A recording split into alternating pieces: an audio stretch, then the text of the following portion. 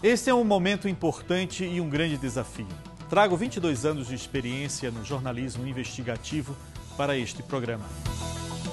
Mostraremos lugares e contaremos histórias de forma diferente, dinâmica e audaciosa. Não creio que nenhum tema seja proibido. Irei a fundo nas investigações para tirar minhas dúvidas e a dos telespectadores. Eu realmente acredito que o bom jornalismo faz a diferença.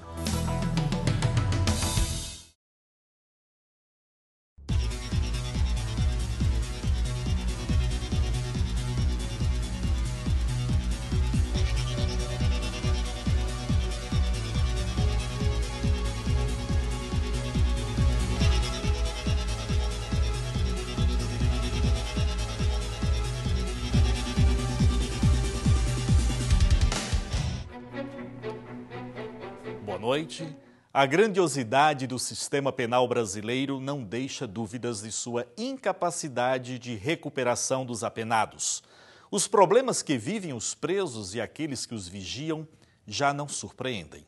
A superlotação dos presídios não deixa margem de dúvida sobre a incompetência do Estado em buscar a resignação dos presos.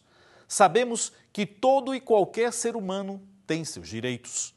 É para isso que existe a Justiça e os poderes judiciários. O CNT Repórter de hoje faz uma incursão a uma das mais violentas e superlotadas prisões do Brasil, a prisão de Palmas, no Tocantins. Com exclusividade, podemos constatar as condições em que os presos vivem, o que comem, e pela primeira vez na televisão brasileira mostraremos o conhecido Pulo do Canguru, que faz parte da Operação Pente Fino em busca de celulares, armas e drogas.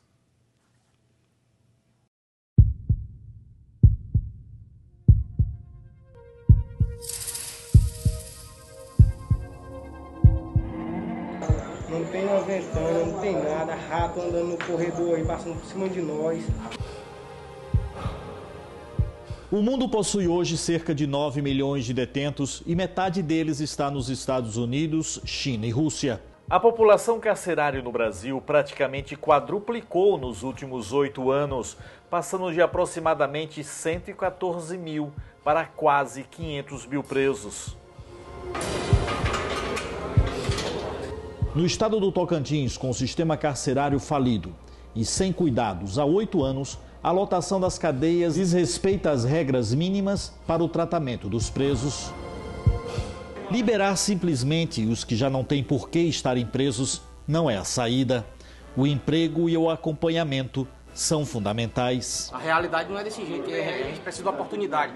E a oportunidade é dada pela justiça, só que a gente vai para a liberdade, só que quando coloca em liberdade não tem um trabalho para a gente, não tem um serviço, não tem nada. A complexidade do confinamento não justifica as más condições físicas e estruturais em que se encontram os estabelecimentos prisionais do país. Não se pode crer que os altos índices de criminalidade reduzirão com estes problemas. O perigo de revolta, rebelião e fuga é iminente. A situação dos prisioneiros do Tocantins é uma bomba relógio que pode explodir a qualquer momento. Uma população carcerária que em muito ultrapassa o limite máximo de ocupação, além de viver em condições de higiene degradante. Ao longo dos últimos anos, viveram sem água potável, sem colchões, sem espaço e sem direitos. O caos no sistema carcerário, ele se deve exclusivamente ao descaso das autoridades públicas. Nos 8 últimos anos, não tiveram sensibilidade social, não tiveram disposição política para resolver os problemas prisionais, os problemas da carceragem, os problemas dos presídios. E essas fases sucessivas de descaso, elas acabaram desencadeando no caos do sistema prisional. Mostra, mostra, mostra!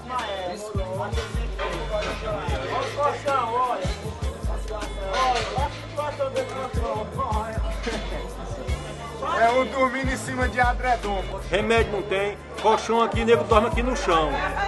no cimento e nem coberta tem. Nós queremos é o seguinte, pagar o que deve, mas nós queremos um lugar melhor para nós pagar a pena. Eu queria que você houvesse esse negócio do vazamento lá do banheiro também para nós, porque quando chove fica ridículo o banheiro, fica fedendo mesmo. Aí para nós, para nossa saúde, eu acho que é ruim, né?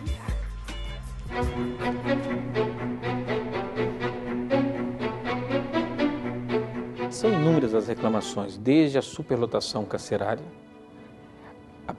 a alimentação, a água. Eles reclamavam muito de estarem bebendo água não potável, segundo eles, uma água contaminada. Então eles reclamam, desde a superlotação, numa cela de 15 metros quadrados, tinham 12 presos, o que não é razoável. Desde a superlotação, passando pela alimentação, e chegando na própria água que eles estão bebendo. Olha a água aqui, deixa eu pegar essa água. Essa água que a gente bebe aqui, ela está limpa hoje ainda. Eu vou fazer a apreensão de uma água e vou ver o exame dessa água, para ver como ela está. Os presos são tratados como animais, não conseguem dormir, comem o que lhe dão e só nos dão uma certeza: sairão dali pior do que entraram. Vocês já erraram, mas o Estado está errando. São mais de 2.000 presos no estado do Tocantins que vivem em condições subhumanas. Nesta cela, por exemplo, onde a única lâmpada funciona por causa de uma gambiarra, os presos até poucos dias atrás dividiam um pequeno espaço com as fezes que retornavam da fossa. Essa cela tem capacidade para 19 presos, mas está ocupada por 40. Aqui dormem amontoados como podem. O mau cheiro é enorme e as condições são precárias. Todos aqui são vítimas de um sistema perverso. Os presos que vivem de forma subhumana, os guardas que trabalham sem condições de segurança. Para garantir a integridade física dos policiais e carcereiros, e principalmente a ordem e a lei, o secretário determinou a execução de uma operação de revista completa, chamada de Pente Fino, que acabou encontrando drogas, cordas de fuga, facas e até mesmo um revólver 38 entre os presos.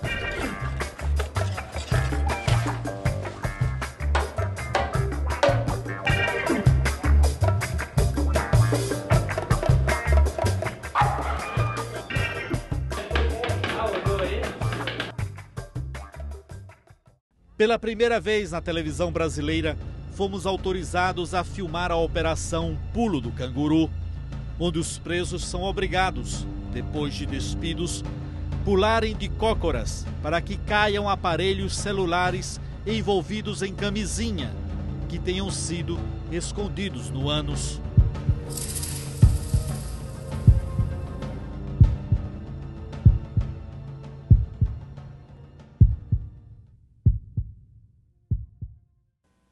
E para entender melhor todo este problema, nós vamos conversar agora com o ex-secretário de Segurança Pública do Estado do Tocantins. Doutor João, muito boa noite. Boa noite, Rony. Boa noite a todos.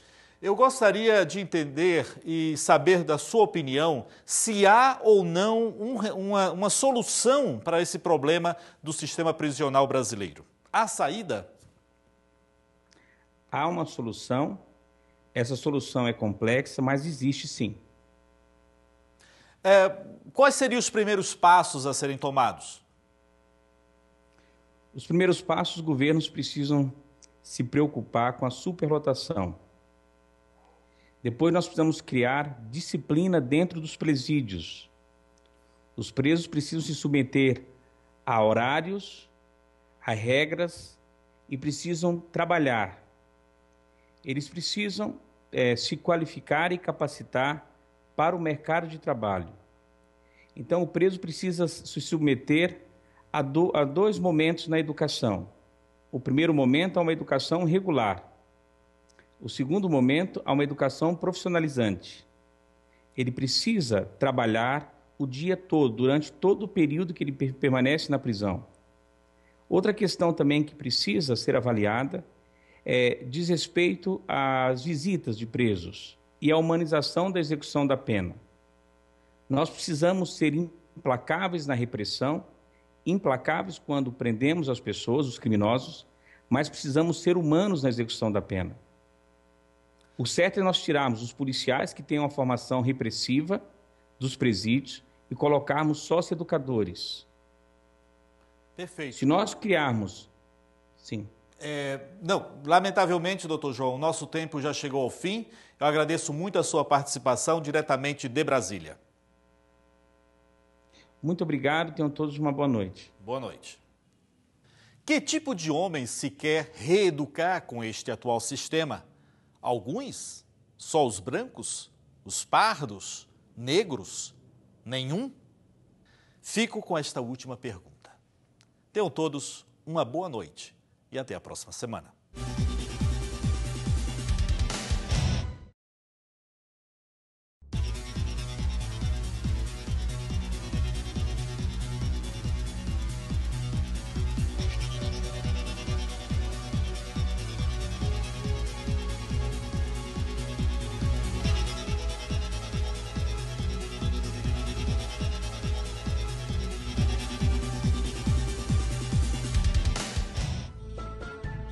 Muito boa noite.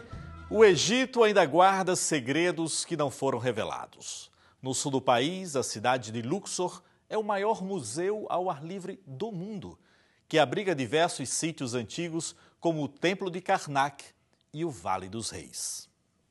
Alguns dos faraós mais conhecidos foram enterrados em Luxor, entre eles o que mais curiosidade atraiu, o menino faraó Tutankhamon.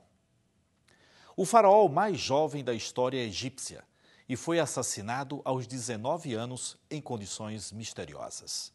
O CNT Repórter foi à busca de respostas. Quem matou Tutankhamon? Por quê? Como? Esta reportagem investigativa que você acompanha a partir de agora encontrou algumas dessas respostas.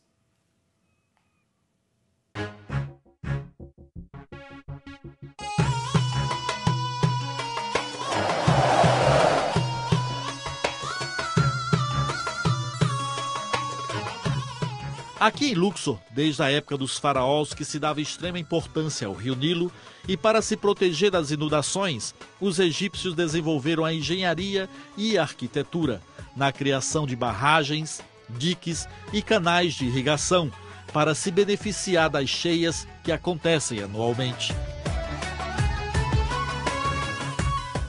Estou numa feira pública, numa feira livre, aqui na cidade de Luxor. A única diferença entre as feiras livres do Brasil e esta aqui é o vestimento das pessoas, porque os produtos são basicamente os mesmos. Roupas, verduras, vegetais, doces, frutas, absolutamente a mesma coisa. O painel, ou o visual, melhor dizendo, diferente é exatamente a vestimenta das pessoas. Aqui, inclusive, os preços também são muito baratos. Aqui a economia egípcia vai de mal a pior. Por exemplo, para cada real, se eles dão 3 libras egípcias. Então, uma laranja, por exemplo, custa centavos, 1 centavo de real. Graças à questão do rio Nilo, que sempre fertiliza muito o solo, eles têm uma agricultura que dá para sobreviver bastante e tirar daí muitas frutas, muitas verduras. É assim que funciona a agricultura aqui no país. A maioria dos egípcios, por exemplo, eles são agricultores. Inclusive, essas pessoas que usam, os homens no caso, que usam as túnicas, é porque eles são agricultores. Já as pessoas da cidade, que são mais modernas, já usam roupas ocidentais de forma regular.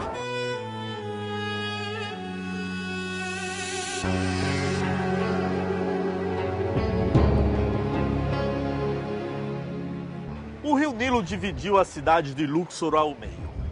De um lado, o Vale dos Reis e as tumbas reais, formando a cidade dos mortos. Do outro lado, os templos de adoração como Karnak, formando a cidade dos vivos.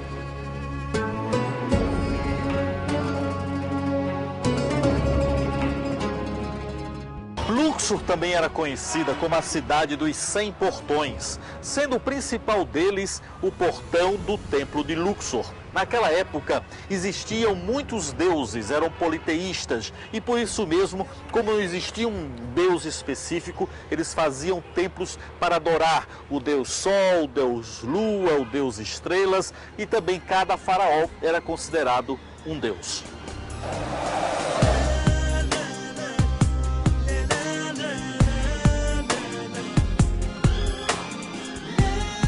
São inúmeras as escavações aqui na cidade de Luxor, realmente um museu a céu aberto. Recentemente se descobriu que este templo, construído por Ramsés II em homenagem a deus Amon-Ra, ele é na verdade a continuação do mais famoso de todos os templos, o Karnak.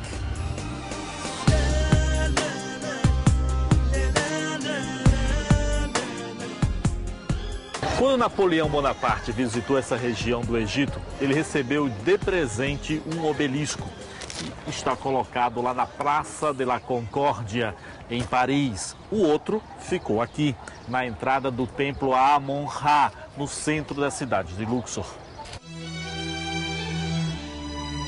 A exemplo de muitos lugares no Oriente Médio e também na África, os romanos também invadiram essa região.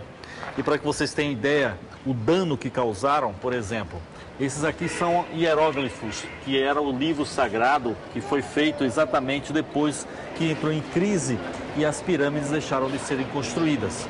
Os romanos invadiram essa região e por cima dos importantes hieróglifos, eles começaram a colocar coisas relacionadas à sua região e também, obviamente, falando do seu período, do seu reinado romano. Agora os arqueologistas estão trabalhando para poder retirar toda essa camada que tem de coisas colocadas pelos romanos, como por exemplo esse aqui, que está chegando à cor original, e aí voltará a ser os hieróglifos importantes que contam a história dos faraós. Entre os faraós, um se destaca, Hatshepsut, que na verdade era uma mulher. Ela precisava convencer a todo o seu povo de que ela não era mulher, e sim um homem, porque nenhuma mulher antigamente poderia então ser, vamos assim dizer, o rei do momento. Então ela teve que utilizar uma barba postiça para se enganar por 21 anos as pessoas. Hatshepsut tinha um desejo de ser definitivamente a rainha do Egito e mandou o próximo na linha do trono para estudar na Síria, Tutmoses III. E lá ele ficou estudando por muito tempo, não podendo ser então o rei deste país. Acontece que quando ele conseguiu sair desse internato e vir para cá, com raiva, a primeira coisa que ele fez foi destituir então a rainha e destruir todas as suas estátuas que aqui estavam, cortando a sua cabeça e enterrando o corpo de estátua mais profundo que pudesse. Seria então a sua vingança antes de tomar o trono. Egoísmo, inveja e principalmente ciúme tomaram conta de todo o reinado do Egito. Aqui, por exemplo, um outro rei cortou a cabeça dos hieróglifos que aqui estavam contando a história e o reinado de um determinado rei. Uns cortavam a cabeça, outros cortavam os pés, porque acreditavam que cortando a cabeça e cortando os pés, ou seja, sem pés e sem cabeça, seria muito difícil para este faraó morto entrar no reino dos céus.